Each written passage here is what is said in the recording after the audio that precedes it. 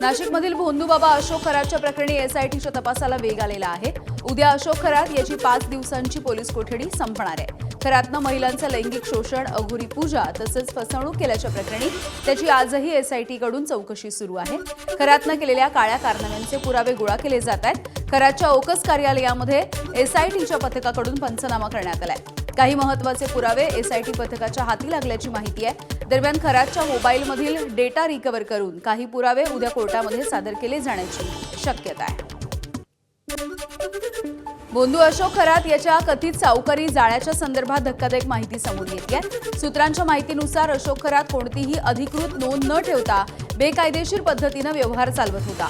पैसे परत करण्यामध्ये विलंब करणाऱ्यांवरती वेगवेगळ्या मार्गांनी दबाव टाकला जात होता आणि या सावकारीमध्ये काही बडे राजकारणी आणि अधिकारी वर्गाचा समावेश असल्याचा संशय व्यक्त होतोय। तर काळा पैसा गुंतवला गेल्याची देखील शक्यता आहे। दरम्यान एसआयटीकडून आर्थिक कागदपत्रांची तपासणी सुरू आहे। लवकरच आणखी काही मोठे खुलासे समोर येण्याची शक्यता आहे।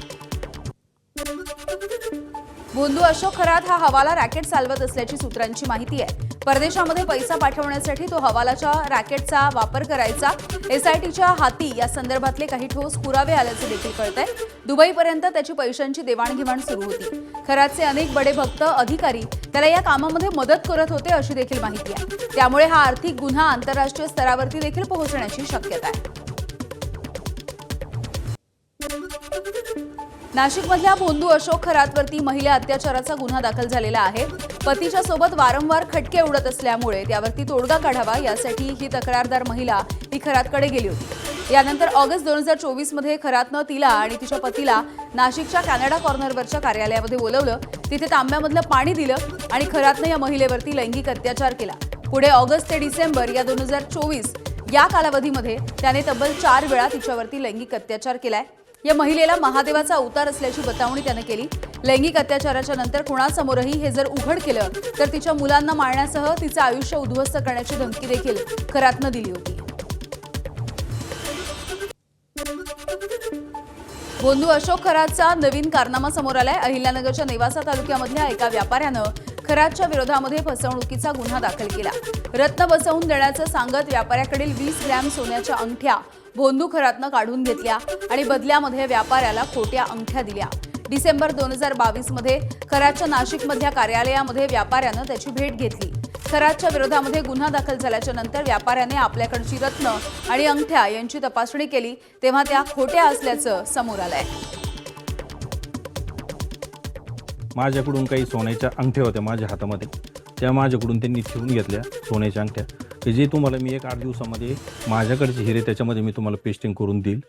आणि मला ते साधारण 3 रत्न त्यांनी 2,62,000 रुपयाच्यामध्ये आमचं ते ठरलेले होते। संबंधित जवळच्या एका ओळखीच्या सोनारांकडे जाऊन मी त्या ठिकाणी ते माझी सोन्याची अंगठी आणि रत्न प्युरिटी वगैरे चेक केली, तर ते जे रत्न आहे ते खोटे आढळून आले।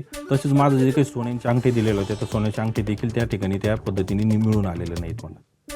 नाशिकमधील भोंदू अशोक खरातच्या विरोधामध्ये शुक्रवारी रात्री उशिरा 2 नवीन गुन्हे दाखल झालेले आहेत।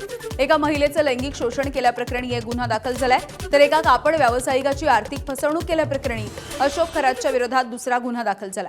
त्यामुळे अशोक खरातवरती आतापर्यंत एकूण 10 गुन्हे दाखल झालेत। यामध्ये महिला अत्याचाराच्या प्रकरणी 8 गुन्हे दाखल करण्यात आले, तर आर्थिक फसवणुकीच्या प्रकरणी 2 गुन्हे दाखल झालेले आहेत। नाशिकमधील भोंदू अशोक खरातच्या विरोधामध्ये आतापर्यंत एकूण 10 गुन्हे दाखल करण्यात आले। यामध्ये महिला अत्याचाराच्या प्रकरणातले 8 गुन्हे आहेत, तर आर्थिक फसवणुकीच्या प्रकरणातले 2 गुन्हे दाखल झालेले आहेत। या भोंदूबाबा खरातला भर चौकामध्ये सुया टोचून मारायला हवं, भाजपचे नेते सुधीर मुनगंटीवार यांची संतप्त प्रतिक्रिया। मी त्यांच्यावरचे आरोप पाहतो, ऐकतो, तो माझ्यासारख्यालाही वाटतं की अशा व्यक्तीला कोर्टाच्या माध्यमातून न्याय देता चौकामध्ये उभं करून प्रत्येकाने एक सुई टोचत, साऱ्या सुई टोचत त्याचा मृत्यू झाला पाहिजे असं माझ्या मनात जेव्हा येतं। याचं कारण आहे त्यांनी केलेले अघोरी कामं, किती वाईट कृत्य केलं। नाशिकमधल्या भोंदू अशोक खरातला विमानांची सोय करून देणारे सरकारमधले ते बडे नेते नेमके कोण, असा रोखठोक सवाल खासदार संजय राऊत यांनी विचारलाय। खरातकडे 40 आमदार जात असल्याचा दावा खुद्द दीपक केसरकर यांनी केलाय। त्यामुळे आता त्या 40 आमदारांची नावं जाहीर करण्याची मागणी देखील राऊतांनी केली आहे। यावरती भाजपचे मुख्य प्रवक्ते नवनाथ बन यांनी त्या 40 आमदारांमधील मिलिंद नार्वेकर यांचे भोंदूबाबा खरातच्या सोबतचे फोटो आहेत, त्यांच्यावरती कोणती कारवाई कराल असा सवाल विचारलाय.